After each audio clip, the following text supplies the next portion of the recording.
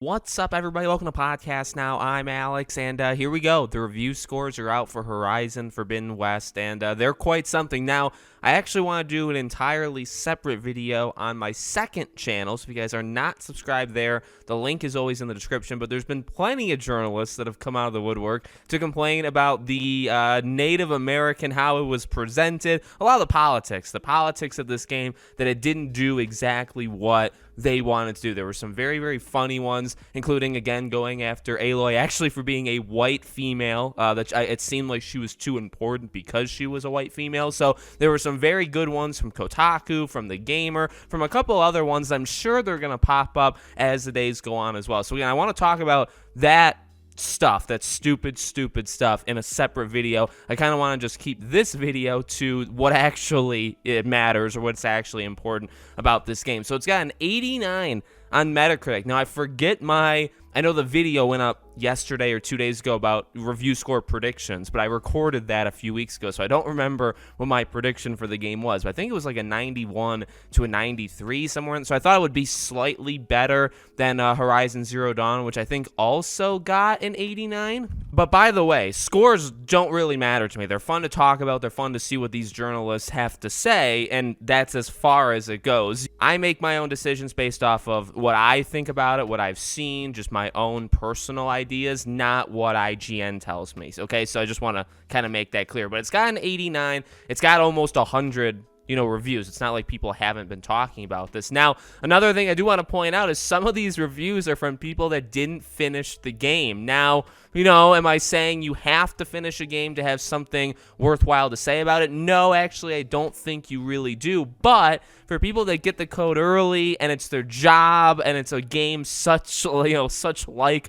Horizon, Forbidden West, I'd prefer you finished it all, or at least did 90% versus half what some of these people, it seems like they're doing. So I'm not a big fan of people saying, well, I haven't seen all there is to see. In fact, I haven't seen half of what there is to see, but I'm going to write a review on it anyway. I don't really love that, and I don't really think that's the way it should go. But generally, the game is getting very positive feedback, very positive reviews. There are some on the lower end, and it is what it is. I mean, people have different opinions. I'm not saying, anybody's right or wrong for the review scores they're giving. There's a couple 6s, I believe. I think 6 is as low as it went. I think there's 2 6s, 1 6.5, and 1 7. Now, again, some of these sites like Eurogamer, GamesBeat, Giant Bomb, Kotaku. Now, again, I mean, who cares what Kotaku has to say? These ones have reviewed it, but either they don't give scores, or they're not there yet because they don't want to actually do it, which, again, I will pride them that they don't actually want to give a score because they haven't beaten the game yet. But again, they're still publishing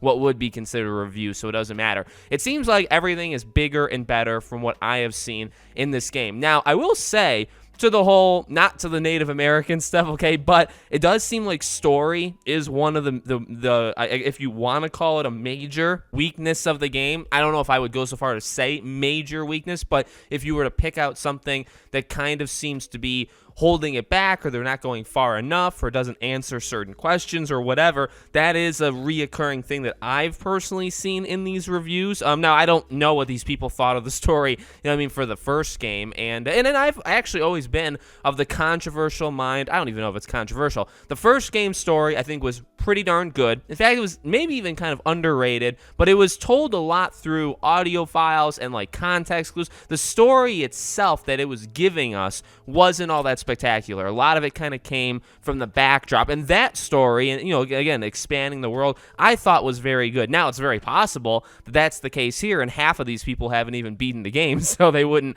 know, you know what I mean? But it is something to keep in mind. I mean, to be flat out honest, right? It does seem like the story tends to be the biggest weakness from these journalists. I've seen a lot of people say very good things about the combat. I've seen a lot of very good things about the side missions. There was one review I read that talked about how the side missions were quote-unquote great. Okay, they liked the side missions quite a bit, but they didn't feel. But then they said something else right after that contradicted it. That said, like, well, it kind of leaves like things to be desired, or it doesn't give you like the end of it. I don't. Again, like to take these people seriously would be to put too much brain power into it. But they literally contradicted themselves. So besides that one review, most of them have a lot of really, really nice things to say about the side missions. And it seems like it. You know what I mean? That was a big, I think, approach or thing that they were trying to do with this game, is make the side missions like worthwhile, right? Whether it be from the story delivering that they're doing, or from, I've seen some people say like the loot you get, like the stuff, like the rewards you get for the side quests is very, very good, which makes you want to,